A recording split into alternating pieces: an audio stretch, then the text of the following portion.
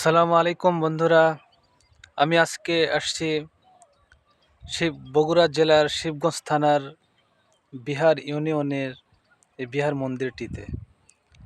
আজকে এই ভিডিওতে আমি বিহার সম্পর্কে পুরো ইতিহাস তুলে ধরবো আপনাদের সামনে। আপনারা মনোযোগ সহকারে এই ভিডিওটি উপভোগ করবেন। চলুন তাহলে দেখে আসি এই বিহার মন্দিরের পিছনের ইতিহাস।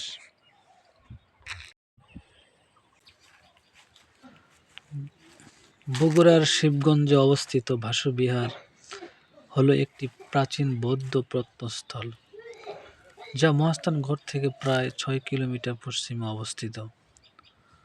1973 থেকে 1974 সালে খনন কার্যের ফলে এখানে পরবর্তী গুপ্ত যুগ ও পাল যুগের দুটি আয়তাকার বিহার এবং একটি ক্রুশাকৃতির মন্দির আবিষ্কৃত হয়েছে।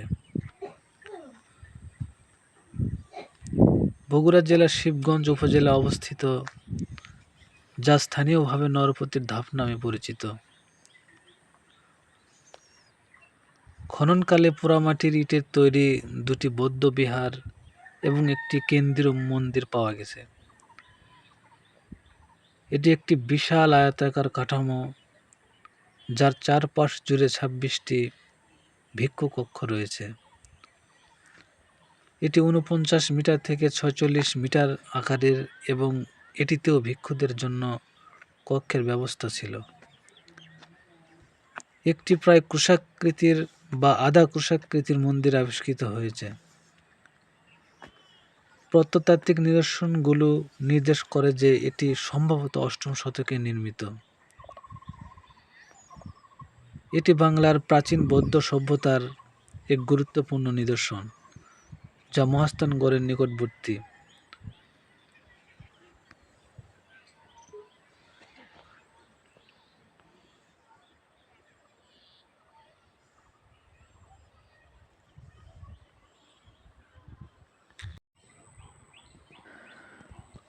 বিহারের অদূরে উত্তরমুখী মন্দিরটি আয়তন উত্তর দক্ষিণে 38 মিটার এবং পূর্ব পশ্চিমে 27 মিটার। মন্দিরের কেন্দ্রস্থলে রয়েছে একটি বর্গাকার মণ্ডপ। এর চতুর্দিকে রয়েছে ধাপে ধাপে উন্নীত প্রদক্ষিণ পথ।